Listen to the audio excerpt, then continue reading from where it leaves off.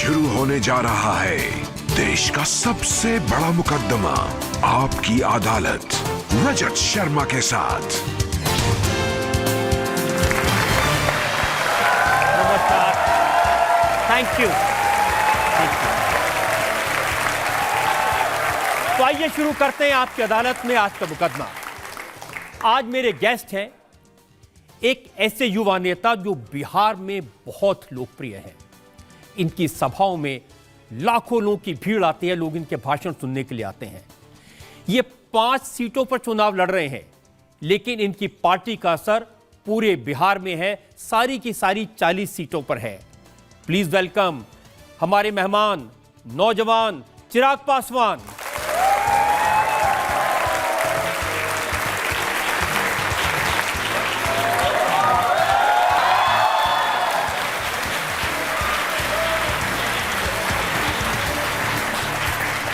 और अब मैं आमंत्रित कर रहा हूं हमारे आज के जज, दैनिक जागरण के एसोसिएट एडिटर, एक बड़े सीनियर जर्नलिस्ट हैं अनंत विजय।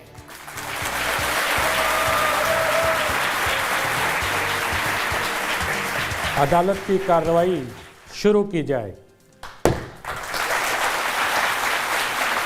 तो आइए शुरू करते हैं आज का मुकदमा। आपकी अदालत में पहला इल्जाम मोदी के हनुमान चिराग पासवान पर। आपकी अदालत में लोक जनशक्ति पार्टी के नेशनल प्रेसिडेंट चिराग पासवान पर आरोप है कि ये एक्सीडेंटल पॉलिटिशियन हैं। चिराग पापा रामविलास पासवान देश के बड़े नेताओं में से एक थे। उनका बड़ा प्रभाव था, सरकार में मंत्री थे और गिनीज बुक ऑफ रिकॉर्ड में नाम था सबसे ज्यादा मार्जिन से चुनाव जीतने वालों में। इतना सब कुछ घर में था, उसके बाद भी आप शुरू के दिनों में राजनीति में इंटरेस्टेड नहीं थे। So now I don't know कि मैं इसको कैसे बताऊं। अरे अभी तो शुरुआत है चिराग। ये हम नेपो किड्स के ऊपर अब ये 2-धारी तलवार चलती है। मैं जिस दौर से आता हूँ, पिता के नक्शे कदमों पे चलना अच्छा माना जाता था, पर उसके बाद अब मैं मानता हूँ कि अगर आप पिता के नक्शे कदमों पे चलें तो शायद उससे बड़ा गुनाह कुछ और नहीं है। उस वक्त भी मैंने एक ईमानदार प्रयास किया, एक ऑल्टरनेटिव करियर की ट्राई मैंने किया, बट जितना आपने ट्रेलर देखा उसी से ही पता चल गया कि कुछ नहीं होने वाला है इसका। क्यों, कंगना रनौत पसंद नहीं आई या फिल्म करियर पसंद नहीं आई?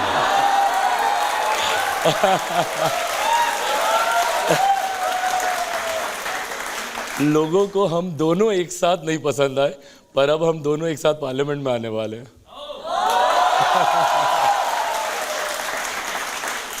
आपने बीच में फैशन डिजाइनर का करियर भी ट्राई किया था। जी, मतलब that was for a very short time and who knows better than you. वो एक समर वेकेशन का एक शौक था, गर्मी की छुट्टियां, स्कूल के दिनों की बात है, मतलब यू स्टिल रिमेंबर, ये उस वक्त की बात है। बट हाँ, वो एक छोटा सा एक एक्सपेरिमेंट था, चला वो भी नहीं। अंतोगत्वा नेता का बेटा था, नेता ही बनना था और कोई ऑप्शन नहीं था। या ये कि बाकी सब जगह फ्लॉप हो गए तो इसीलिए लालू यादव कहते हैं कि आपके पिता रामविलास पासवान मौसम वैज्ञानिक थे। वो पहले से पता चल जाता था कौन सी पार्टी जीत रही है। 2014 में आप मौसम वैज्ञानिक बने और आपने पापा को बताया कि मोदी जी की तरफ आ जाओ। बिल्कुल, उन्हीं का बेटा हूँ, उन्हीं के अंश हैं, उन्हीं के संस्कार हैं मुझ में, तो ये बात भी उन्हीं से ही, ये गुण कहीं ना कहीं आया कि उन्हीं की तरह मौसम के रुख को अगर मैं भाप सकूँ। इस सरकार कौन सी आ रही, बात ये नहीं है, लोग कहाँ जा रहे हैं, किस दिशा में जा रहे हैं, किसके साथ जा रहे हैं। हम लोगों ने कभी पोस्ट पोल एनालिसिस नहीं किए, आज तक कभी नहीं। अब इसको मैं एक शुभ संकेत ही मानूंगा कि हमारी पार्टी या पापा जिसके साथ गए उसकी सरकार बनी। अब देखिए 2014 में आप उस वक्त यूपी में थे, कांग्रेस के साथ थे, सोनिया गांधी आपकी पड़ोसन थी, बगल में रहती थी, कभी कभी पैदल चल के मिलने घर आती थी जी। लेकिन चिराग पासवान ने आके उनका पत्ता काट दिया। पत्ता किसी का नहीं काटा। I think need of the hour था। मैं मेरे प्रधानमंत्री जी से बहुत प्रभावित रहा हूँ और इसको मैंने खुले मन से हर बार मैंने स्वीकारा भी है। और उनका जो विजन उस वक्त था, मैं 21वीं सदी का पढ़ा लिखा युवा हूँ, मैं नहीं मानता जात पात धर्म मज़हब की राजनीति में। And the state that I come from, Bihar, बहुत ज़्यादा जातियों में सांप्रदायिकता में बांटा जाता है। देश में पहली बार एक ऐसे प्रधानमंत्री पद के दावेदार जो 125 करोड़ देशवासियों की बात करते थे, मैं 2014 का जिक्र कर रहा हूँ, उस वक्त ये बातें मुझे उनकी तरफ आकर्षित करती थी। ये बात सही है, पापा शुरू में तैयार नहीं थे, ही वॉज नॉट रेडी कि वो अलायंस को चेंज करें, बट इवेंचुअली उन्होंने भी गिवन किया और आप मोदी के हनुमान बन गए इवेंचुअली। ये एक किस्सा है इसके पीछे, ये अच्छा मैं बताता हूँ कि मैं क्यों हनुमान बना और कैसे हनुमान बना। 2020 का चुनाव था रजत सर, तो उस वक्त हम लोग चुनाव लड़ रहे थे। अब मैं अकेला चुनाव लड़ रहा था उस वक्त, थोड़ा सा इंडिया अलायंस के भीतर थोड़ा सा मनमुटाव हुआ, so I opted out of the alliance and मैं उस वक्त अकेले चुनाव लड़ रहा था। तो उस वक्त मेरे ऊपर ये कंडीशंस डाली गई थी कि मैं प्रधानमंत्री की तस्वीरों का कहीं इस्तेमाल नहीं करूं। तो I just said it on record one day कि वो मेरे दिल में बसते हैं, मुझे उनकी तस्वीर होर्डिंग पे लगाने की जरूरत नहीं है। तो दिल में बसने वाला जो है वो हनुमान बन गया। लेकिन देखिए विरोधाभास है, रामविलास पासवान जी तो मंडल कमीशन लेकर के आए थे, राइट। वो हमेशा शेड्यूल कास्ट के लिए, जनजातियों के लिए, वंचित के लिए खड़े रहे। और अब आजकल लालू जी कहते हैं कि मोदी जी अगर तीसरी बार प्रधानमंत्री बने तो संविधान खत्म कर देंगे, आरक्षण समाप्त कर देंगे। अच्छा क्यों करेंगे, पहले मुझे ये बात बताया ना, कोई क्यों करेंगे? ये तो लालू जी बताएंगे। हाँ नहीं, मतलब वो कारण तो दे कि क्यों, जरूरत क्या है, किस वजह से वो संविधान को खत्म किया जाएगा, बदला जाएगा। जिस प्रधानमंत्री ने इसी संविधान की वजह से लगातार वो मुख्यमंत्री रहे गुजरात के, 2 बार देश के प्रधानमंत्री, तीसरी बार देश के प्रधानमंत्री बनने जा रहे हैं, जो व्यक्ति लगातार इसी संविधान की वजह से देश के, प्रदेश के सर्वोच्च पदों पे रहा, कारण क्या है कि कोई संविधान को बदलेगा? और क्यों? बाबा साहब का बनाया हुआ ये संविधान है, कोई मजाक थोड़ी है।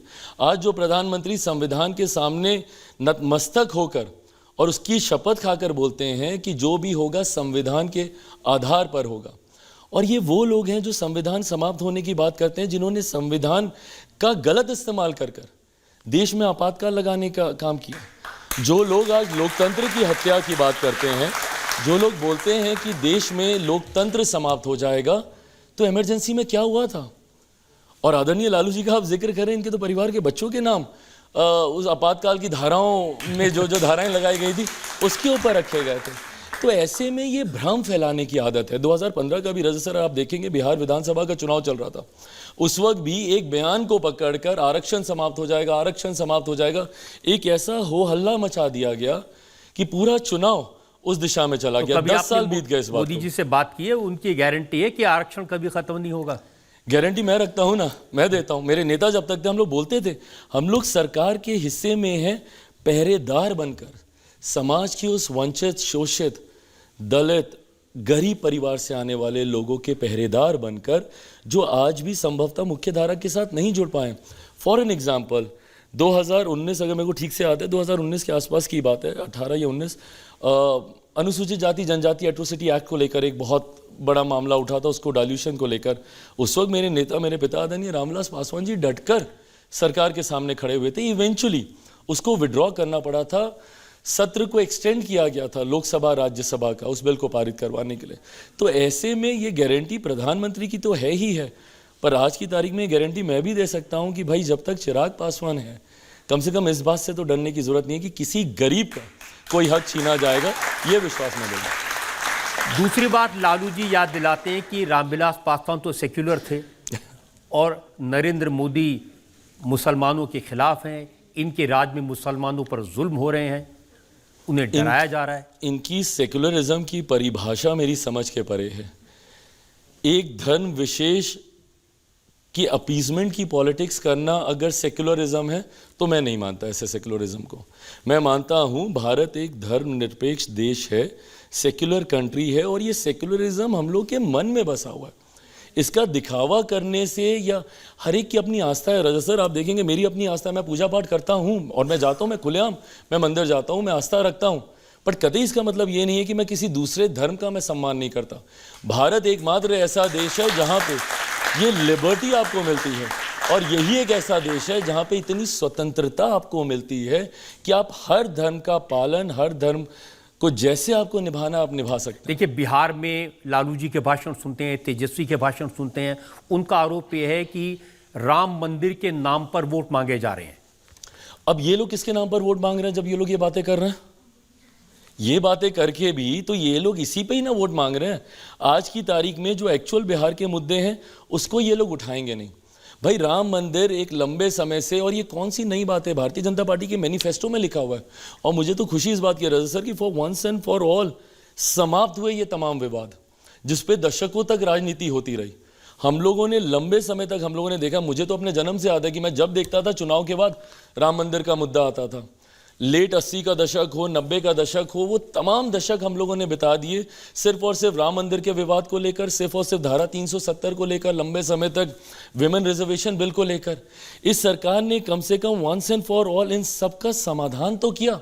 बन गया राम मंदिर, हो गया, जिसकी आस्था है वो जाएगा जाएगा। ये लोग बोलते हैं उसको इवेंट बना दिया। भाई, भगवान राम 500 साल के बाद अपने भवन में जा रहे हैं, क्या वो बड़ी बात नहीं है? जो लोग आस्था रखते हैं मेरे जैसे लोगों के लिए, वो एक बड़ी बात है। और ये लोग बोलते हैं कि उसको बीजेपी का इवेंट बना दिया गया। मुझे बताया ना कितने बीजेपी के मंत्री। देखिए, राहुल गांधी की ये बात हमने सुनी है, आपने भी सुनी होगी। राहुल गांधी कह रहे थे कि वहां पर आपने अमिताभ बच्चन को देखा, आपने ऐश्वर्या राय को नाचते हुए देखा, किसी गरीब आदमी को नहीं देखा। क्योंकि ये लोग गए नहीं ना वहां पे, तो इनको पता नहीं है कि कौन कौन गए। हाँ, वही तो, क्योंकि ये लोग खुद ही नहीं गए तो इनको पता नहीं है वहां पे साधु संत समाज से लेकर समाज के हर वर्ग। और ये समावेशी विकास, इसी की बात तो मेरे प्रधानमंत्री करते हैं ना, सबका साथ सबका विकास। राजनीति को पहली बार देश के हर एक क्षेत्र से जोड़ा गया, भले वो इंडस्ट्रियलिस्ट हों, भले वो, भाई भारतीय सिनेमा भी तो हम ही लोगों के देश का एक गौरव है, एक सम्मान है। क्यों उसको राजनीति के साथ नहीं जोड़ा जाए? क्या क्यों उनको ऐसे प्लेटफॉर्म्स पे नहीं बुलाया जाए? तो समाज के अमीर से गरीब से गरीब व्यक्ति को जोड़कर एक मंच पर लाने की सोच ही सबका साथ सबका विकास है। लेकिन आप कितना भी सबका साथ सबका विकास कहें, ये तो आप जानते हैं बिहार में जो मुस्लिम वोटर्स हैं उनका एक मुश्त वोट लालू जी की पार्टी को जाएगा, आरजेडी को जाएगा? नहीं, बिल्कुल नहीं जाएगा। मैं बताता हूँ, आप मेरे हमेशा जाता है। नहीं, आप मेरे उसका निकाल के देख लीजिए। मैं अपनी लोकसभा का मैं आपको दावे के साथ कहता हूँ, 2014 में, 2019 में, दोनों बार, और मैं दावे के साथ ये बात बोल रहा हूँ, हर बार मुसलमानों ने मेरे लिए वोट किया है, यादवों ने मेरे लिए वोट किया है। और मैं कहता हूँ रजत सर, मैं नहीं मानता ये जात पात धर्म मजहब। हमको नहीं समझ में आता कि क्यों बिहारी को मुसलमान बिहारी, अगड़ा बिहारी, पिछड़ा बिहारी, वो बिहारी है, बस बात खत्म है। जब मैं बिहारी फर्स्ट की मैं बात करता हूँ, मैं बिहार की 13 करोड़ से ज़्यादा जनता की बात करता हूँ। और अगर भारत को अगर विकसित राज्य बनाना है तो इन तमाम मतभेदों से हम लोग को उठना होगा, जात पात धर्म मजहब हर चीज़ से उठना होगा। हकीकत है हिंदुस्तान में कोई एक फ़र्क है, एक भेद है, तो इतना एक अमीर जो अमीर होता जा रहा है, दूसरा गरीब जो गरीब होता जा रहा है। ईमानदारी से अगर एक विकसित राज्य, विकसित देश का हम लोग को निर्माण करना है तो ये अमीरी गरीबी के बीच की खाई को हम लोग को हटाना होगा, गरीब लोगों को बाहर निकालना होगा गरीबी रेखा के। अमीर लोगों का जो पैसा है उसका एक इक्वल डिस्ट्रीब्यूशन होना चाहिए, जो कि समाज के, देश के गरीब कल्याण के इस्तेमाल में लाया जा सके। जनता में से एक दो सवाल हम ले सकते हैं। सर, मेरा क्वेश्चन ये है कि अभी कुछ समय पहले तेजस्वी यादव ने नवरात्रि के दौरान मछली खाते हुए वीडियो पोस्ट किया था, तो क्या आपको लगता है ये सही है? भाई, पहली बात तो कौन क्या खाता है नहीं खाता है इससे किसी को कोई लेना देना होना नहीं चाहिए। आप भी क्या खाते हैं नहीं खाते हैं, दुनिया को इससे फर्क नहीं पड़ता, तो इसका तमाशा क्यों बनाना? प्रॉब्लम अराइजेस जब आप इसका दिखावा करने लगते हैं। एंड आप जिस तरीके के से मछली को आप लहरा रहे हैं, आप दिखा रहे हैं, फिर एक के बाद एक जूस की बोतल आप दिखा रहे हैं, ये वाटरमेलन का जूस है, ये ऑरेंज का जूस है, ये हम सत्तू बना कर लाए हैं, तो ये फलाना, ये ढिमकाना, ये लू से बचाएगा, ये गर्मी से बचाएगा। आप किसको दिखा रहे हैं? जहाँ देश में, हमारे प्रदेश की एक बड़ी आबादी आज भी 2 वक्त की रोटी के लिए उसको जद्दोजहद करनी पड़ती है। आपके साथ जो एक साथी नेता बैठे हैं वो बोल रहे हैं कई लोगों को मिर्ची लगेगी, मतलब आप उसी सोच से आप करना चाह रहे हैं ना। आपकी इंटेंशन ही है कि आप एक बड़े वर्ग की, एक बड़ी आबादी की आस्था को आप कहीं ना कहीं ठेस पहुंचाने का काम करें। नवरात्रि का पहला दिन, हकीकत है मैं भी उस दिन पूजा करके हटा था, and the first thing I see is him लहराइंग दैट मछली इन हेलीकॉप्टर। क्या मतलब है? अगर एक दिन पहले का अगर वो वीडियो था तो आपकी सोशल मीडिया की टीम इतनी तो एक्टिव होगी ना कि उसको सेम डे पोस्ट कर सकती थी। नवरात्रि के पहले ही दिन क्यों पोस्ट करना? So this was absolutely not called for. इसकी कोई जरूरत नहीं थी इस तरीके के वीडियो को लाने। चिराग, वो कह रहे हैं कि अगर बीजेपी की सरकार तीसरी बार आई तो मोदी जी तय करेंगे आप क्या खाएंगे, रियली क्या पिएंगे, क्या पहनेंगे।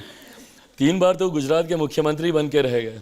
एक गुजरात में तो उन्होंने ऐसा किया नहीं, एक राज्य में उन्होंने ऐसा किया नहीं। ये वही सारी बातें हैं रजा सर, जब आपके पास कोई मुद्दा नहीं है ना, आप क्या बताइएगा? क्योंकि आप जब एक उंगली सामने वाले पे उठाते हैं ना, बाकी की उंगलियां आपकी तरफ स्वतः मुड़ने लग जाती हैं। आपके पास खुद एक लंबा समय था, जिस परिवार से आप आते हैं, आपकी पार्टी, आपके परिवार के सदस्य लंबे समय तक बिहार के सर्वोच्च पद पर थे।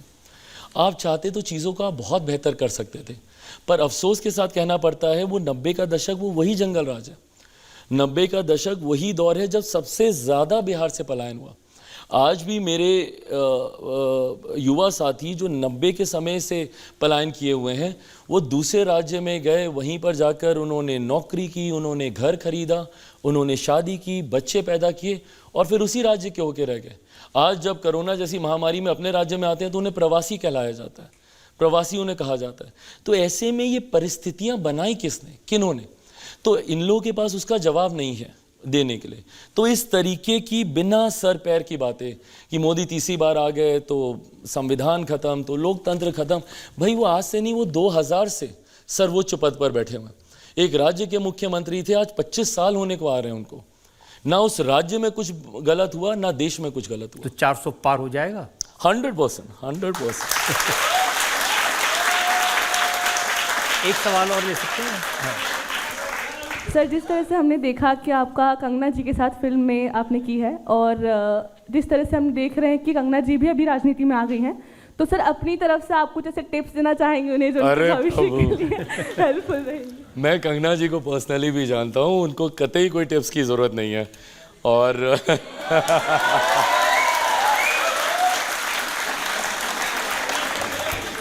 मैं इतना बड़ा रिस्क नहीं लूँगा। वो अच्छा जानती हैं, अच्छे से अपना भला बुरा, अपनी राजनीति वो अच्छी तरीके से साध रही हैं। तो एक ब्रेक के रुकेंगे और ब्रेक के बाद आपकी अदालत में चिराग पासवान पर इल्जामात और सवाल आपका एक और। राजनीतिक लड़ाई मैंने बड़े बड़े मन से एक दूसरे के सामने लड़ी है, पर आज जब तेजस्वी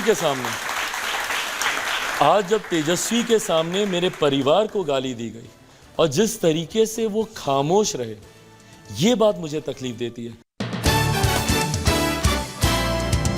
वेलकम बैक। आपकी अदालत में आज हमारे मेहमान हैं युवा नेता चिराग पासवान। आपकी अदालत में अगला इल्जाम। आपकी अदालत में लोक जनशक्ति पार्टी के नेशनल प्रेसिडेंट चिराग पासवान पर आरोप है कि इनके डबल स्टैंडर्ड हैं।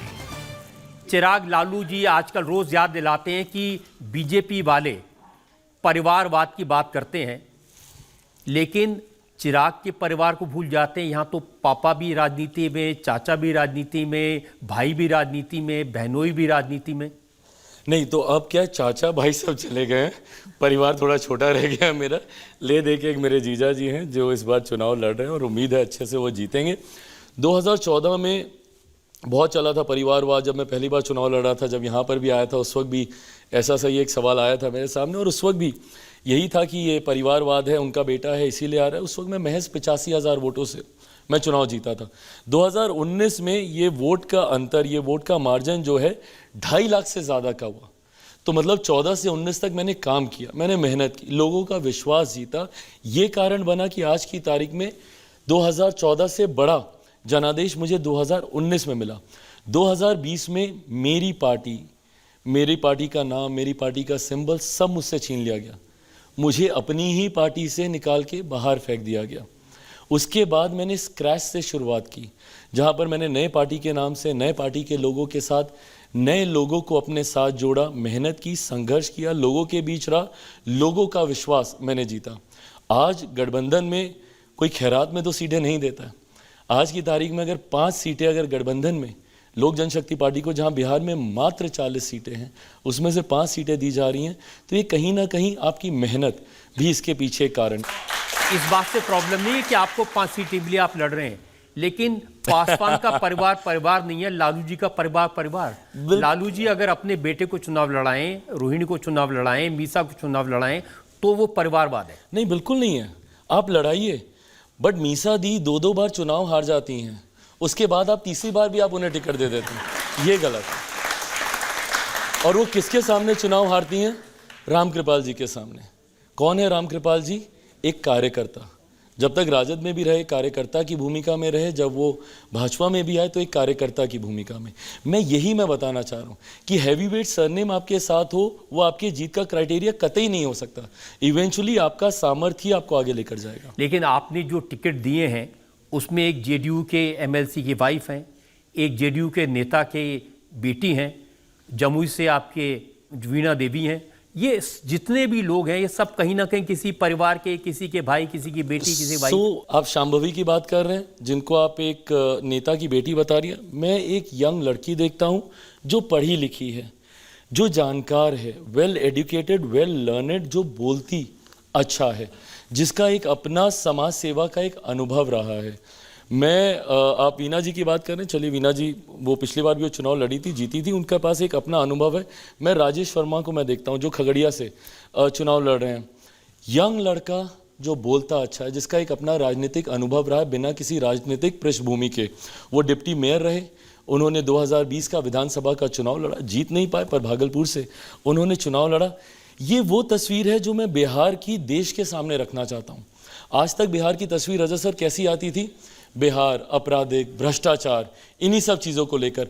कल को आपको भी गर्व होगा जब ये चेहरे अरुण भारती हो, शांभवी हो या राजेश वर्मा हो, फॉर दैट मैटर मैं चिराग पासवान को भी युवाओं में ही गिनूंगा।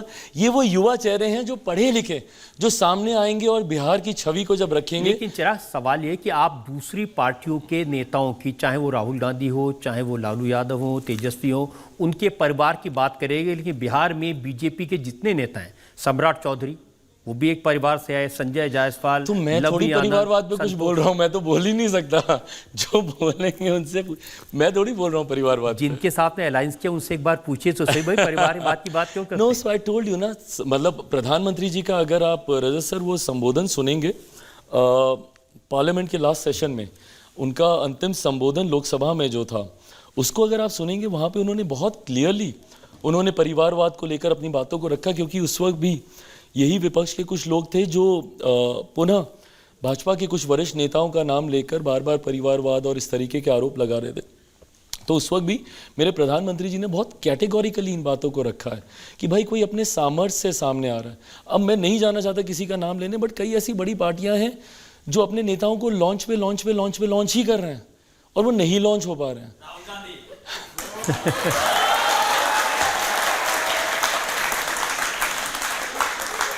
सो वो गलत है। आप ठीक है, अगर आप मौका दे रहे हैं दीजिए, बट अगर नहीं कोई चल रहा तो बार बार आप उन्हीं को मौका दे रहे हैं, ये गलत है। इसीलिए तो तेजस्वी यादव कहते हैं कि ये बीजेपी वाले गोबर को हलवा और हलवा को गोबर कह के बेच देते हैं।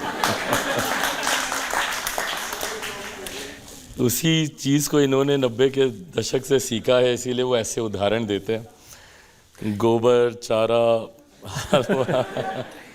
आप चारे की बात कर रहे हैं, देखिए चारा घोटाले का नाम बार बार आता है।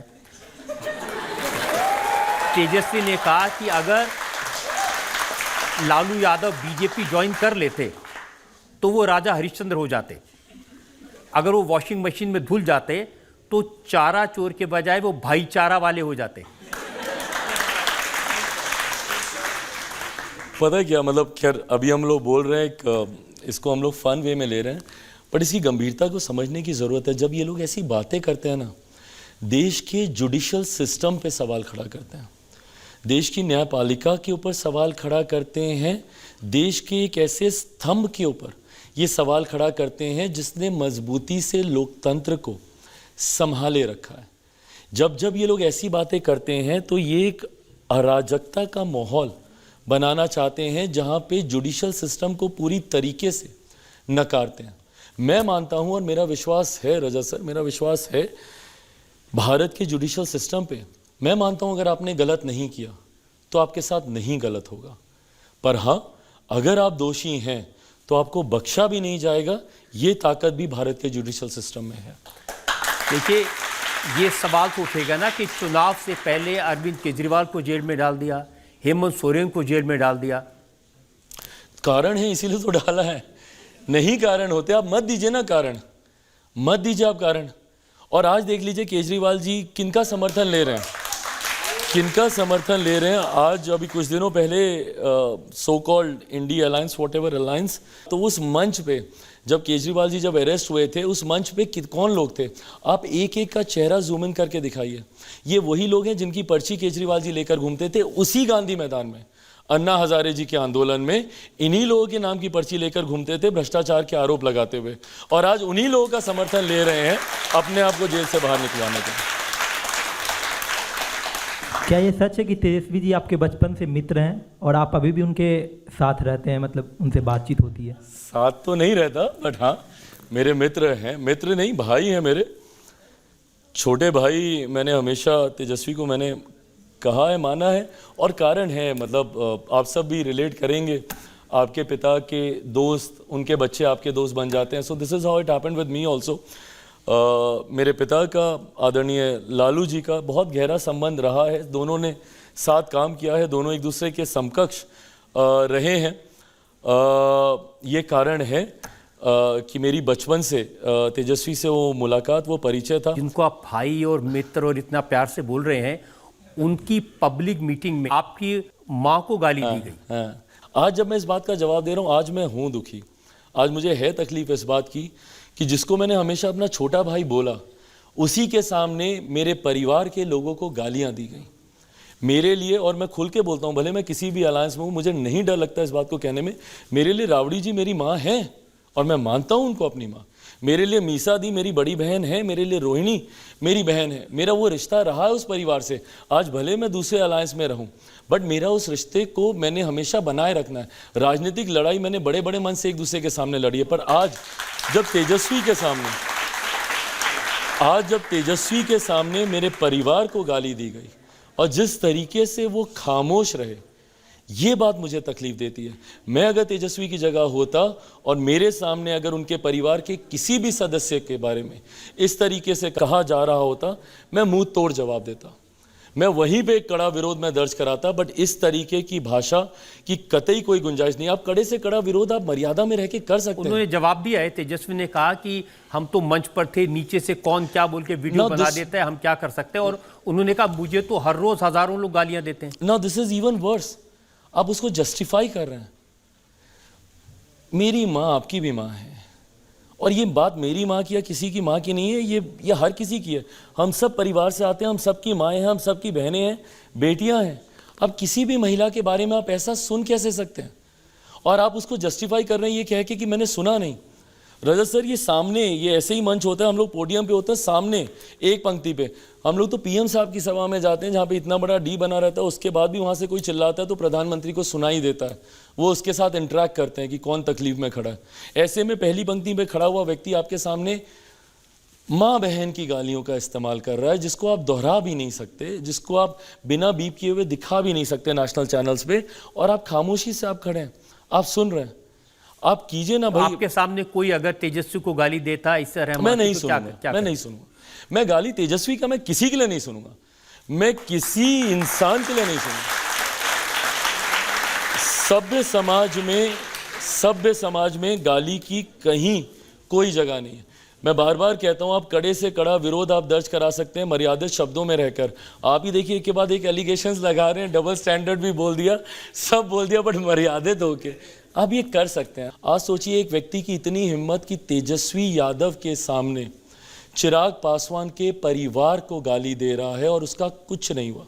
सोचिए वो व्यक्ति जब किसी गांव में जाएगा, वहाँ पर जाकर बहन बेटी माँ के साथ ना सिर्फ अभद्र भाषा का इस्तेमाल करेगा, संभवतः गलत हरकतें भी करेगा, और वो बच जाएगा। क्यों? क्योंकि चिराग पासवान के लिए बोल दिया, तब कुछ नहीं हुआ। तो ये तो एक गाँव की आम महिला है। जो बिहार के लोग हैं वो उनका एनालिसिस ये है कि ये यादव की पासवान को गाली है। अरे प्रभु, यही डिवीजन है। आप मुझे बताइए, क्या हर यादव हर पासवान के खिलाफ है? क्या राजद में पासवान नहीं है और भाजपा में यादव नहीं है? कैसी बातें कर रहे हैं। मतलब ये वो बांटने की राजनीति है जिस पर ये लोग दशकों से रोटियां सेकते हैं।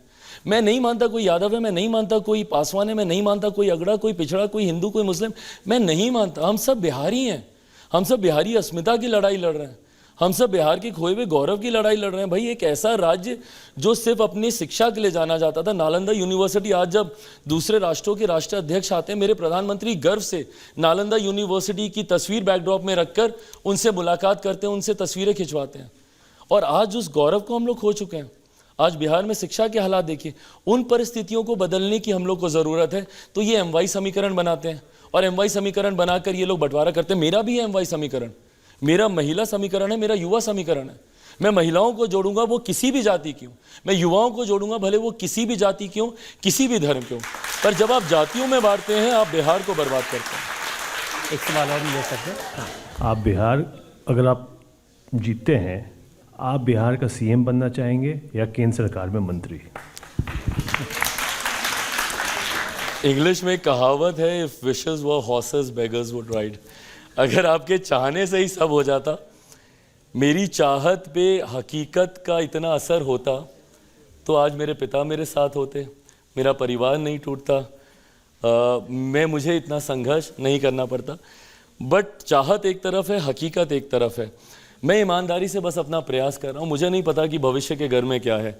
मुझे 3 साल पहले नहीं पता था, मतलब जो कहा जाता है nepo kid, born with silver spoon, और पता नहीं सोने का चम्मच, चांदी का पालना, क्या क्या नहीं कहा गया। Cut to one fine day, मेरे पास एक घर भी नहीं था। रातों रात मेरे घर का सामान फेंक के सड़क पे फेंक दिया गया। तो ऐसे में उन चाहतों के कोई मायने नहीं रहते हकीकत के सामने। तो मुझे नहीं पता कि भविष्य के घर में क्या है, बट इतना मुझे पता है कि चिराग पासवान हर परिस्थिति के लिए तैयार है। विपरीत से विपरीत हो, सहज से सहज हो, हर परिस्थिति के लिए। एक और ब्रेक के रुकते हैं और ब्रेक के बाद आपकी अदालत में चिराग पासवान पर इल्जामात और सवालात का एक और भविष्य में इस बात की कोई संभावना है आप कभी राहुल गांधी के साथ जाएंगे? कहा जाता है you should never say never, but I think this is one thing I can surely से नेवर।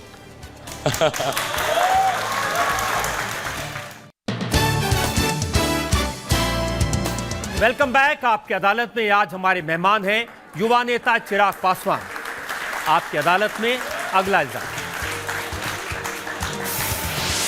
आपकी अदालत में लोक जनशक्ति पार्टी के नेशनल प्रेसिडेंट चिराग पासवान पर इल्जाम है कि ये बदले की राजनीति करते हैं।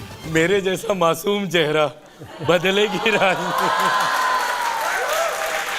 जी, नीतीश कुमार जी ने आपको परेशान किया, हर्ट किया, अपमान किया और आपने गांठ बांध ली मन में। आप 2020 की आप बात कर रहे हैं, चुनाव की। तो 2020 के चुनाव में बिहार विधानसभा के वो चुनाव थे और मैंने बिहारी फर्स्ट एक मैनिफेस्टो मैंने तैयार किया था जिसमें बिहार की जुड़ी हुई हर समस्या का समाधान है। बिहार में राजस्व कैसे बढ़ेगा, बिहार में आप रिलीजियस टूरिज्म को आप कैसे प्रमोट कर सकते हैं, एग्रो प्रो स्टेट है हमारा, वहाँ पे फार्मर्स की समस्याओं को आप कैसे हल कर सकते हैं, वहीं पे प्रोसेसिंग यूनिट्स लगाकर वहाँ के उत्पादन को आप कैसे आप देश विदेशों में आप भिजवा सकते हैं। नीतीश कुमार की पार्टी को खिसका के कैसे 43 पर ला सकते हैं। आपने वो पूरा चुनाव नीतीश जी के खिलाफ लड़ा? नहीं, मैंने उनके खिलाफ नहीं लड़ा। मैंने बिहारी फर्स्ट को मैं चाहता था कि सरकारी एजेंडे का हिस्सा बनाया जा सके। गठबंधन के भीतर उसको लेकर एक आम सहमति नहीं बनी। मेरे पास 2 विकल्प थे, या तो मैं ऑल्टरनेटिव अलायंस में जाता which was with Rajad and Congress and everything, but फिर मोदी का हनुमान हूँ, ये भी नहीं कर सकता था, तो उनके खिलाफ भी नहीं जा सकता था। तो उस वक्त पार्टी ने यह निर्णय लिया कि हम लोग अकेले चुनाव लड़ेंगे और हम लोग लड़े ईमानदारी से। जीतने के लिए हम लोग चुनाव लड़े, जीते नहीं, बट हाँ नुकसान हुआ थोड़ा बहुत। आपका तो कम नुकसान हुआ, नीतीश जी का ज़्यादा हुआ। वो कहते हैं कि नीतीश जी का घर फूंक के तमाशा देखा चिराग ने। कतई नहीं। बिल्कुल भी नहीं। मैं उनमें से हूँ ही नहीं कि दूसरों के दुख पे मैं खुशी मनाऊँ। अपनी अचीवमेंट्स में प्राउड जरूर फील करता हूँ, बट दूसरों को दुखी देखकर खुश होने वालों में से नहीं। ये बात किसी और ने नहीं कही, आपके चाचा पशुपति पारस। आज पूछेगा उनसे क्या कहेंगे।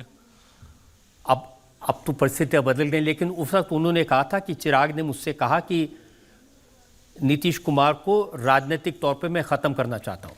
बिल्कुल नहीं। देखिए, मैं हमेशा पद का, रुतबे का, तजुर्बे का सम्मान करने वाला आदमी हूँ और अभी शुरुआत है मेरी राजनीति की। मैं कतई उस स्तर पे नहीं हूँ कि राजनीति के धुरंधरों से मैं इस तरीके की भावना रख सकूँ या इस तरीके का बदला, एज यू सेड, मैं ले सकूं। मेरी वो हैसियत नहीं है। मेरे मुख्यमंत्री पिछले 20 सालों से मेरे प्रदेश के मुख्यमंत्री हैं। ऐसे में मैंने सिर्फ एक ईमानदार कोशिश की थी अपनी पार्टी को आगे बढ़ाने की, चुनाव लड़कर अपने पार्टी के विधायकों को जिताने की, जो उस वक्त नहीं हो पाया। बट ये बात सोच सच है कि आपने अपने चाचा से ये कहा कि बकवास बंद करिए, आपके खून में और मेरे खून में फ़र्क है? अच्छा, एक बार के लिए मैं चाहूँगा कि अब हम लोग अब अदालत में खड़े ही हैं, तो एक बार के लिए आप वकील की भूमिका छोड़ के मेरे गवाह बन जाइए, क्योंकि मुझे आपसे बेहतर कोई नहीं जानता। आपने मुझे, नॉट सेइंग कि आप उम्र में बहुत ज़्यादा, बट आपने मुझे लिटरली बचपन से देखा। आपको ऐसा लगता है, आप मेरी माँ को भी अच्छे से जानते हैं, पापा को भी आप अच्छे से जानते थे, आपको लगता है कि मेरे अंदर वो संस्कार हैं ऐसे कि मैं अपने बड़ों को अपमानित कर सकूं। मैं मानता हूं गुस्से में उस वक्त उन्होंने कई ऐसी बातें कहीं जो मुझे लगता है आज शायद वो रिग्रेट भी करते होंगे, क्योंकि वो बातें कतई सही नहीं थी। मेरे लिए मेरे पिता के बाद वो मेरे पिता थे। आप जानते हैं हम लोग जिस परिवार से आते हैं, हम लोग तो चाचा चाची ये भी नहीं बोलते, हम लोग तो मछले पापा, छोटे पापा, मछली मम्मी, छोटी मम्मी, बड़ी मम्मी, बड़े पापा, यही हम लोग बोलते हैं। तो ऐसे में मेरे पापा के बाद वो मेरे पापा थे, तो उनके लिए ऐसे शब्दों का इस्तेमाल करना, अब ठीक है वो गुस्से में थे, नाराज़ थे, बट मुझे तकलीफ इस बात की है कि अगर मैं उनका अपना सगा बेटा होता, रजत सर मुझे बताइएगा, अगर मैं उनका अपना सगा बेटा होता, क्या तब भी वो मेरे साथ ऐसा ही करते? क्या वो मुझे एक बार बैठाकर, अगर मुझसे कहीं नाराज़गी भी थी, मेरा कान पकड़ सकते थे, मुझे 2 थप्पड़ मार सकते थे, मुझे डांट सकते थे, समझा सकते थे, एक बार तो बोलते मुझे कुछ कि कोई तकलीफ़ है? पर वही है ना कि उन्होंने मुझे कभी अपना बड़ा बेटा माना ही नहीं। एक बार दिल से अपना बेटा मान लेते, ये तकलीफ़ कभी होती ही नहीं। चिराग, जो मेरे आपके आप पिता रामविलास जी से संबंध रहे थे, जो मेरे आपसे संबंध है, उसको देखते मेरे लिए बड़ा मुश्किल है ये सवाल पूछना, लेकिन मेरा काम है। प्रिंस, उसने ये कहा कि मेरे पिता का अपमान हुआ, इसलिए हमने पार्टी तोड़ दी, इसलिए हम परिवार से अलग हो गए। He was like my kid brother, मतलब वो मेरा भाई नहीं, मेरा बेटा था। आप अभी भी आप जाकर देख लीजिए, केंद्रीय विद्यालय गोल मार्केट में जो इनकी शाखा है, वहाँ पे उसकी रिपोर्ट कार्ड्स मैं साइन करता था, उसकी पीटीएस में मैं जाता था। जिसको मैंने बेटे की तरह पाला, बायो पढ़ाता था, उसको मैथ्स पढ़ाता था, इंग्लिश सिखाता था, ग्रूमिंग करता था उसको।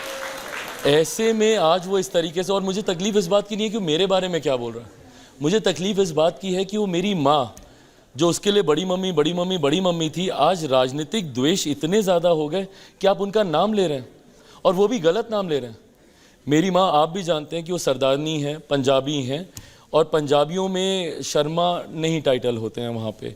वो उनका गलत नाम लेकर बोलता है रीना शर्मा पासवान, वो कौर हैं वहाँ पे, कौर सिंह, सरदारों में वही टाइटल्स इस्तेमाल होते हैं। रीना शर्मा पासवान उनका नाम लेकर वो बोलने लगा। मुझे नहीं लगता कि कोई भी बात इतनी ज़्यादा बुरी हो सकती है कि आप रिश्तों की मर्यादा को ऐसे तार तार कर दें। देखिए, जिनको आप मंझले पापा कहते थे, अगर वो नाराज़ थे, वो कुछ कर रहे थे, तो आप उनके पास जाते, उनसे बात करते, मनाने की कोशिश करते? ये मिसिंग लिंक है। मैं गया था, बल्कि मैं टाइफॉइड में था उस वक्त। मुझे भी न्यूज़ से ही पता चला कि ये सब हुआ। 13 जून की वो रात थी रजत सर, 13 जून 2021 की वो रात थी जब मुझे न्यूज़ के माध्यम से पता चला कि ऐसे ऐसे पार्टी परिवार में टूट हुई है। एंड नेक्स्ट मॉर्निंग 14 जून की सुबह, और वो सारे विजुअल्स यूट्यूब पे भी हैं, आपके आर्काइव्स में भी होंगे। मैं बीमार चल रहा था, टाइफॉइड था मुझे, हाथ में कैंडुला लगा हुआ था, ड्रिप चल रही थी। एंड मैं गया उनके घर पे, और लगभग 1.5 घंटे तक मैं घर के बाहर, कौन सा घर? वही घर जो मेरा था, जिस घर के आंगन में मैं खेलता था, हक से जाता था, दरवाज़ा खुलता था, बैठता था, खाता था, आज उसी घर के दरवाजे मेरे लिए बंद कर दिए गए थे। 1.5 घंटे तक उस बीमारी की हालत में मैं बाहर गाड़ी में ही मैं बैठा रहा। 1.5 घंटे के बाद जब दरवाज़ा खुलता है, मैं घर के अंदर जाता हूँ, और सबसे पहले मुझे मछली मम्मी, चाची हमारी, वो दिखाई देती हैं।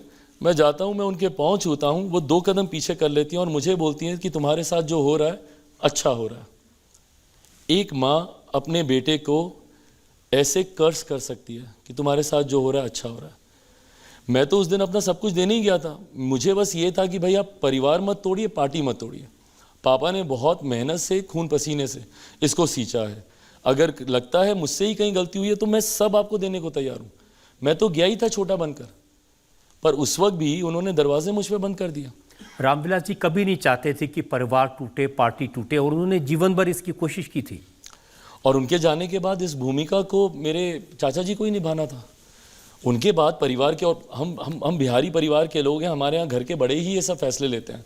तो ऐसे में उनकी जगह उनको इस जिम्मेदारी को निभाना था कि पार्टी को एक रखते, परिवार को एक रखते। तो मुझे अब लगता नहीं। पूरे प्रकरण के दौरान आपकी माँ ने कोशिश नहीं की उन लोगों से बात करने की? So this was even more hurtful. ज़्यादा तकलीफ इस बात की हुई, मेरी माँ जिनसे मुझे शिकायत रहती थी कि आप मुझे कम प्यार करते हो, अपने देवरों को, भतीजों को, उन पे आप ज़्यादा इन्वेस्ट करते हो, क्यों? मुझे इस बात की तकलीफ़ रहती थी।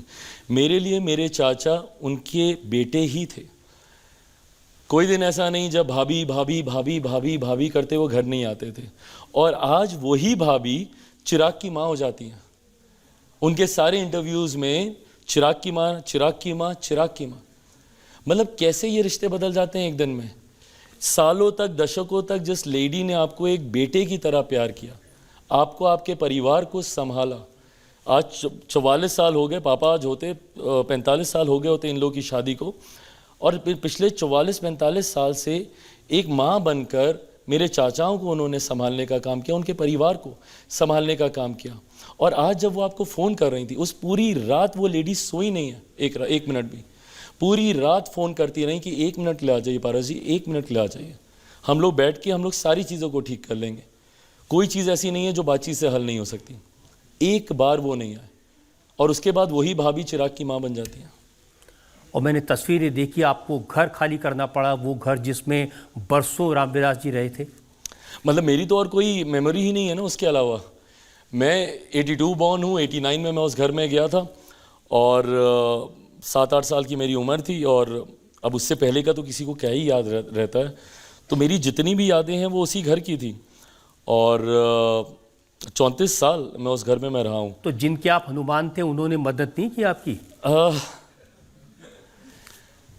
आई डोंट नो, मैं मदद की अपेक्षा भी दूसरों से रजत सर कैसे ही रखूं और क्यों रखूं?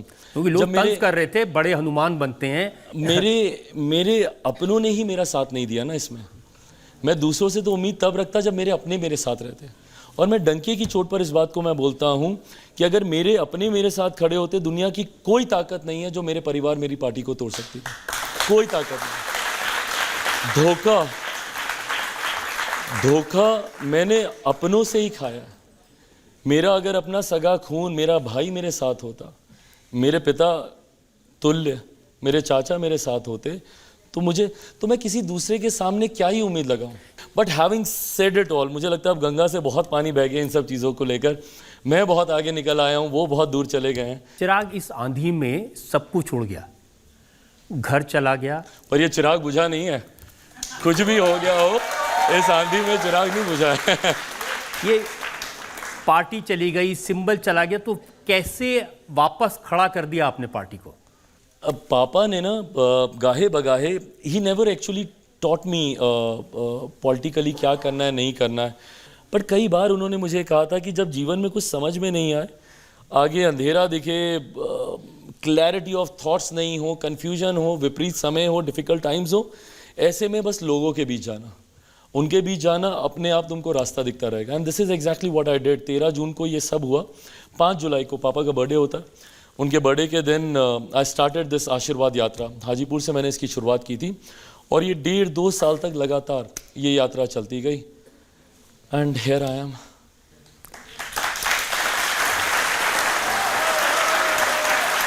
पब्लिक से 1-2 सवाल हम ले सकते हैं। मेरा आपसे प्रश्न ये है कि जब आपके संकट के दिन थे और आपकी पार्टी एक तरह से टूट ही गई थी, तो क्या ये सच है आपके दोस्त तेजस्वी यादव ने उनकी पार्टी आरजेडी में आपको शामिल होने का प्रस्ताव दिया था? ना ऐसा कोई प्रस्ताव आया था, ना भविष्य में ऐसे किसी प्रस्ताव की गुंजाइश है। मेरी अपनी पार्टी है, गठबंधन में रहेंगे, मजबूती के साथ रहेंगे, बट किसी के साथ मर्ज नहीं करूंगा।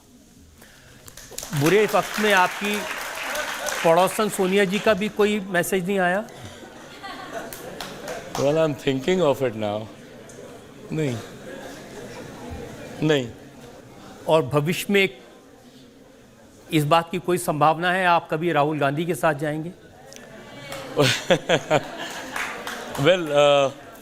कहा जाता है you should never say never, But I think this is one thing I can surely say never. तो आपके गठबंधन की कितनी सीटें आ जाएंगी बिहार में? गठबंधन की अगर आप बात करें, मैं दावे के साथ कहता हूं 40 की 40 सीटें। अब मैं बताता भी हूं, कारण है मेरे इस दावे का। 2019 का चुनाव हम लोग मात्र 3 दल मिलकर लड़ रहे थे, भारतीय जनता पार्टी, जनता दल यूनाइटेड, लोक जनशक्ति पार्टी। हम लोग सिर्फ 3 दल थे। हम लोगों ने 40 में से 39 सीटें जीती। 2 और ऐसे मजबूत दल जो 2019 में विपक्ष के साथ थे, आदरणीय जीतन राम मांझी जी की पार्टी, आदरणीय उपेंद्र कुशवाहा जी की पार्टी, ये 2 दल आज की तारीख में हम लोग के गठबंधन के साथ आए। तो जब 19 से ज़्यादा ताकत हमारे गठबंधन की 2024 में बढ़ी है, तो ये मेरे विश्वास को बढ़ाता है कि जो एक सीट पिछली बार हम लोग चूक गए थे, किशनगंज की सीट, वो भी हासिल करेंगे और 40 की 40 जीतकर 400 प्लस सीटों में बिहार का ये योगदान रहेगा। एक और ब्रेक के रुकेंगे और ब्रेक के बाद आपकी अदालत में चिराग पासवान पर इल्जाम और सवालात का एक और। तो चिराग पासवान की महत्वाकांक्षा क्या है? जब मोदी जी की सरकार बने उसमें कौन सा मंत्रालय मिले? मेरा आपसे सवाल है कि क्या कभी ऐसा हुआ है कि कैंपेनिंग के दौरान किसी लड़की ने आपको प्रपोज किया हो?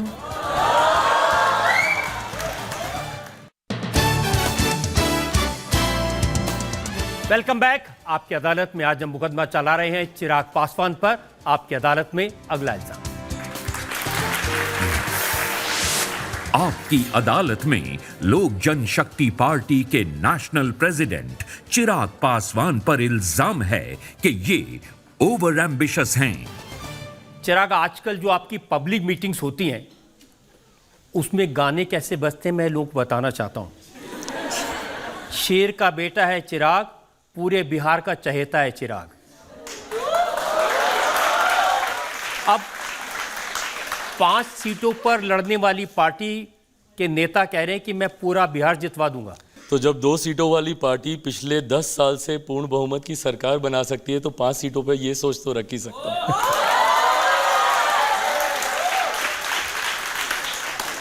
आजकल जब हम तेजस्वी की पब्लिक मीटिंग्स देखते हैं उनमें भी बहुत भीड़ आती है और बहुत जोश उस भीड़ में होता है। नहीं, और ये अच्छी बात है। मुझे लगता है कि आपको एक वैरायटी मिलती है और ये होना भी चाहिए। अंतोगत्वा हम लोग जनता के दरबार में हैं, पब्लिक डोमेन पे हम लोग खड़े हैं। निर्णय उन्हीं को लेना है, वो अपना विजन रखते हैं, मैं अपना विजन रखता हूँ। इवेंचुअली जनता को ये डिसाइड करना है कि उनको, अब मैं बोलूँगा तो लगेगा कि मैं राजनीति कर रहा हूँ, बट जो फैक्ट है वो फैक्ट है। वो एमवाई की बात करते हैं। अब ये जनता को डिसाइड करना है कि बांटने वाले की राजनीति के साथ जाना है या समावेशी जोड़ने वाले की राजनीति के साथ जाना है, एमवाई समीकरण करने वाली राजनीति के साथ जाना है, कि बिहार फर्स्ट और बिहारी फर्स्ट की सोच रखने वाली राजनीति के साथ जाना है। अपनी पब्लिक मीटिंग में तेजस्वी गाना गाते हैं। Really? आपके तो रिकॉर्डेड गाना चलता है, वो खुद गाते हैं। वो कहते हैं तुम धोखेबाज हो, वादा करके भूल जाते हो, रोज रोज मोदी जी ऐसा करोगे, जनता रूठ गई तो हाथ मलोगे। ठीक है, वो अपनी बातों को रख रहे हैं, बस दिक्कत यह है ना कि इन्होंने इन्हीं सब चीज़ों को लेकर राजनीति की गंभीरता को नीचे कर दिया। आप एक प्रदेश का नेतृत्व रखने की सोच करते हैं, कैसे परिवार से आते हैं जहां आपके परिवार में ही 2 मुख्यमंत्री रहे हैं। ऐसे में मुझे लगता है राजनीति में गंभीरता का बने रहना ज़रूरी है। एक बड़े राज्य के नेतृत्व की सोच आप जब रखते हैं तो ऐसे में उसको कतई हल्के में नहीं लिया जा सकता। देखिए, उनका ऐसे एक गाने से एनडीए के जितने नेता आते हैं ये भाषण देते हैं, लेकिन कोई महंगाई की बात नहीं करता, कोई बेरोजगारी की बात नहीं करता। आज से 1 दशक पहले रजत सर मुझे नहीं पता था और मुझे नहीं लगता हम में से किसी को भी पता कि देश की अर्थव्यवस्था कहाँ थी, कौन से पायदान पर थी, नहीं थी। आज हम लोग गर्व से कहते हैं कि दुनिया की 5वीं सबसे बड़ी अर्थव्यवस्था है भारत। ये हो गया एक विषय। अब लोग बोलेंगे अर्थव्यवस्था का अर्थशास्त्रियों से लेना देना हमें क्या, बट जब एक देश की अर्थव्यवस्था मजबूत होती है तो राज्य का राजस्व बढ़ता है। जब राज्य का राजस्व बढ़ता है तो उस क्षेत्र का आर्थिक विकास होता है। जब क्षेत्र का आर्थिक विकास होता है तो एक गरीब व्यक्ति के हाथ में ज़्यादा कमाई आती है, उसकी प्रति व्यक्ति आय में इजाफा होता है। ये वो बुनियादी तौर पर देश को मजबूत करने की दिशा में रखे गए नींव है, जो मुझे विश्वास है कि 2047 तक जब हम लोग एक विकसित देश के निर्माण की जब हम लोग कल्पना करते हैं तो उसके लिए इस नींव का मजबूत होना ज़रूरी है। बहुत बेसिक चीज़ें हैं, बट आज से पहले किस प्रधानमंत्री ने सोचा था कि महिलाओं के लिए एक शौचालय बना दें? महिलाओं के लिए क्यों, फॉर दैट मैटर इवन पुरुषों के लिए। भाई हम लोग क्या खुले में जाने का कोई किसी को शौक है क्या? क्यों नहीं किसी ने सोचा कि उनके लिए आप एक शौचालय बना दें? ये सोच, अब ये बहुत बेसिक है, बट सोचिए आपके बेसिक इंफ्रास्ट्रक्चर को ये कितना बल देती है। उज्ज्वला योजना, आज सिलेंडर्स पहुंच रहे हैं गांव-गांव में, वो चूल्हा चौखट धुआं, उनके स्वास्थ्य पे उसका बुरा लाभ, ये तमाम चीज़ें बहुत बुनियादी हैं, बहुत बेसिक हैं, बट जब आप किसी गांव में जाइएगा ना, ये सबसे बड़ी ज़रूरतों में से हैं। तो मेरे प्रधानमंत्री जी ने आज उस गरीब की सबसे बड़ी ज़रूरतों को चिन्हित कर कर उस नींव को मजबूत किया। और मैं मानता हूं कि आने वाले 5 साल में जब हम लोग तीसरे नंबर पर जाएंगे अर्थव्यवस्था के मायने में, आज पिछले 10 सालों में 25 करोड़ से ज़्यादा लोग गरीबी रेखा से बाहर निकले हैं। और ये डेटा है ऑथेंटिक, ये डेटा ऐसा नहीं है कि मैं अपना कोई डेटा बना के लेकर आ रहा हूँ। 25 करोड़ लोग निकले हैं गरीबी रेखा से। आप विकसित देश तभी बना पाएंगे ना जब विकसित राज्य होंगे, जब विकसित विधानसभाएं होंगी, विकसित प्रखंड होंगे, ब्लॉक्स बोलते हैं कई जगह पे, ब्लॉक होंगे, पंचायतें होंगी, गाँव होगी। उस दिशा में ये सरकार काम कर रही है। तो जो लोग ये गाना गा के भाषण देते हैं, इन लोगों को नहीं समझ में आएगा कि क्या हो रहा है यहाँ पे। तो चिराग पासवान की महत्वाकांक्षा क्या है? जब मोदी जी की सरकार बने उसमें कौन सा मंत्रालय मिले? अच्छा, पहली बात तो थैंक यू। पहली बात तो मैं इसको क्लियर कर दूं, ओवर एम्बिशियस मैं इसको कतई इल्ज़ाम नहीं मानूंगा। और मैं चाहता हूं और मैं आप सबसे भी आग्रह करूंगा, होइए एम्बिशियस, ओवर एम्बिशियस होइए।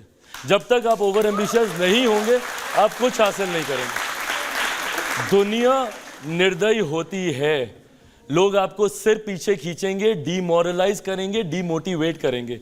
आपका ओवर एम्बिशियस होना ही आपको कॉन्फिडेंस दिलाएगा और ये हर किसी को होना चाहिए। तो मैं अच्छा मानता हूं कि मैं हूं। अब जनता में से हम लोग सवाल ले लेते हैं। आप एक एक्टर रह चुके हैं और आप बहुत गुड लुकिंग भी हैं, तो मेरा आपसे सवाल है कि क्या कभी ऐसा हुआ है कि कैंपेनिंग के दौरान किसी लड़की ने आपको प्रपोज किया हो? सिर्फ कैंपेनिंग के दौरान? आप बता सकते हैं। नहीं, पता नहीं क्यों, बट फॉर सम रीज़न लोग थोड़ा घबरा जाते हैं मेरे पास आने से। मुझे नहीं लगता कि मैं ऐसी वाइब्स देता हूँ, बट ठीक है, ऐसा नहीं होता, नहीं तो मैं ही ब्लश कर जाऊँगा। तो ऐसा नहीं हो मेरे साथ तो अच्छा है। मेरा क्वेश्चन आपसे ये कि मैंने सुना है कि आपको आपकी मूवी के डायलॉग्स याद नहीं होते थे, तो हाँ। आपको इतने लंबे लंबे भाषण कैसे याद हो जाते हैं? नहीं, बिल्कुल सही बात है। पता है, this used to happen actually. मैं रजत सर, मतलब मैं सेट पे जाता था तो मुझे 1 पन्ने का डायलॉग दिया जाता था, है ना, और जब मैं बोलने लगता था तो मैं उसको 2.5 पन्ने का बना देता था, बोलता ही रहता। अब नेता का खून है, ठीक है, तो अब वो उबाल तो मारता ही था, इम्प्रॉम्प्टू बोलने की आदत है। तो जो आधे मिनट का सीन होता था मैं उसको 2.5 मिनट 3 मिनट तक मैं उसको खींचता रहता था। तो ये मेरे साथ सही में बहुत बड़ी दिक्कत होती थी, ना मुझे डायलॉग्स याद होते थे, और इसीलिए अब भाषण याद करके नहीं देता, ना पढ़ के देता हूँ, जो दिल में आता है बस वो बोलता हूँ। एक दो सवाल ले लीजिए। आप इतने युवा अच्छे पॉलिटिकल लीडर हैं, तो आप बिहार के मुख्यमंत्री कब तक बन पाएंगे? इतना अच्छा ग्रोथ कर रहे हैं, मैं देख रहा हूँ, बिहार के मुख्यमंत्री कब तक बन पाएंगे? भाई मेरे पास अगर इसका जवाब होता तो मैं ज़रूर दे देता, बट भविष्य वक्ता नहीं हूँ। और फिर वही बात है जो मैंने अच्छा, ये बता दीजिए, नीतीश कुमार कब रिटायर हो जाएंगे?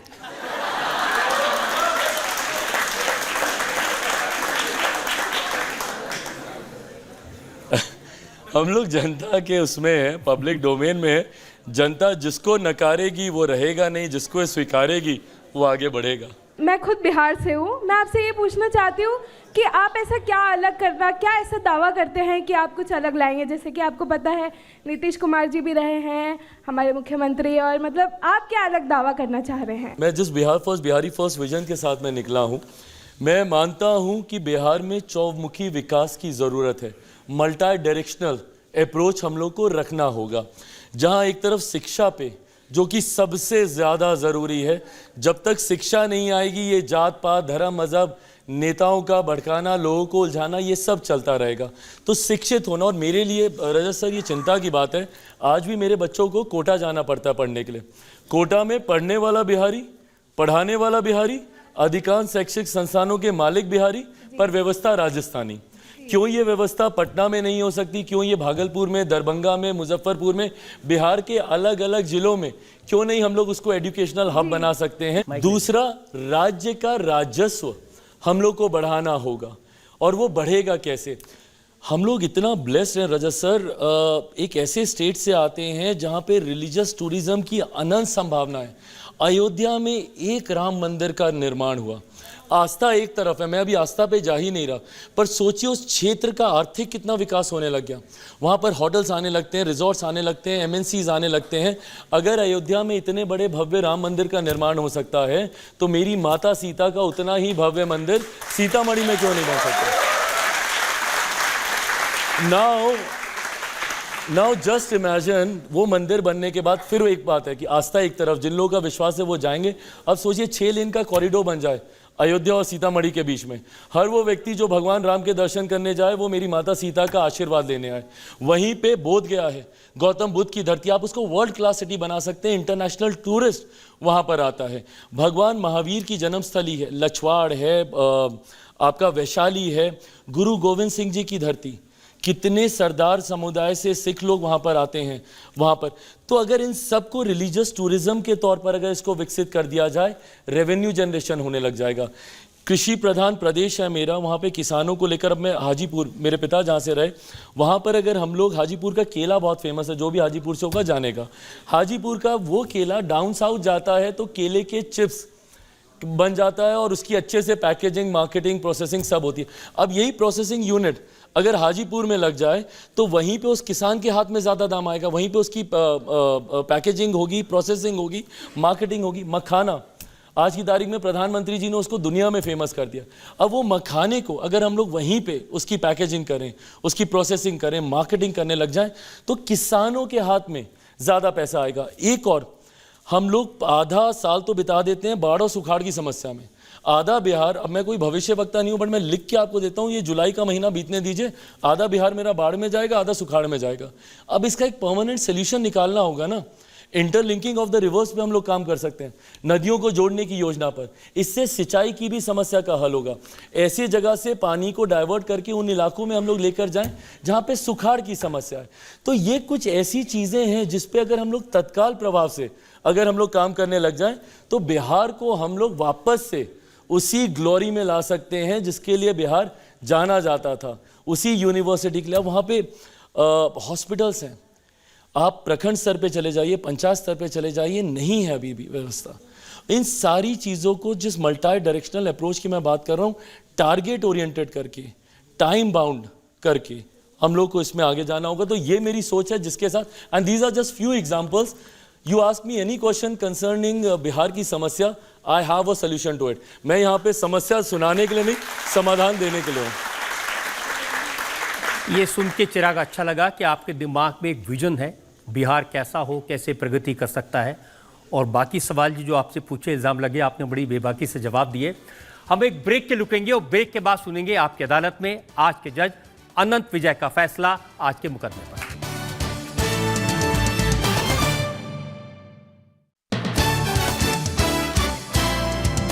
आपकी अदालत में आज हमने मुकदमा चलाया बिहार के नौजवान नेता चिराग पासवान पर। चिराग पासवान से पूछा उनकी विरासत के बारे में, उनकी राजनीति के बारे में, उनकी एम्बिशन के बारे में और उनके विजन के बारे में। अब वक्त है आपकी अदालत में आज के जज अनंत विजय के फैसले का। रजत जी जैसे प्रोसिक्यूटर हों और चिराग जैसे युवा बिहारी कटघरे में हों तो मुकदमा बहुत दिलचस्प होता है। और हमने देखा कि रजत जी ने तमाम तरीके से चिराग पर आरोप लगाने का, इल्ज़ाम लगाने का और प्रश्नों के घेरे में लेने का प्रयास किया, लेकिन चिराग ने न सिर्फ पारिवारिक विवाद, परिवारवाद और राजनीति के सारे मसले को और बिहार को लेकर अपने एक विज़न को सबके सामने रखा और बहुत अच्छे तरीके से उन्होंने रजत जी के सारे आरोपों को पर अपना मत रखने का प्रयास किया और मुझे लगता है कि अदालत उनके मत से संतुष्ट हुई, लिहाजा अदालत चिराग पासवान को बाइज्जत बरी करती है।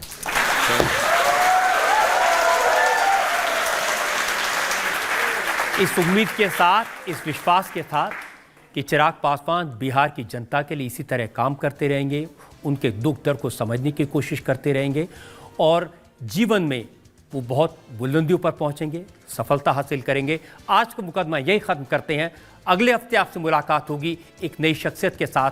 तब तक के लिए नमस्कार।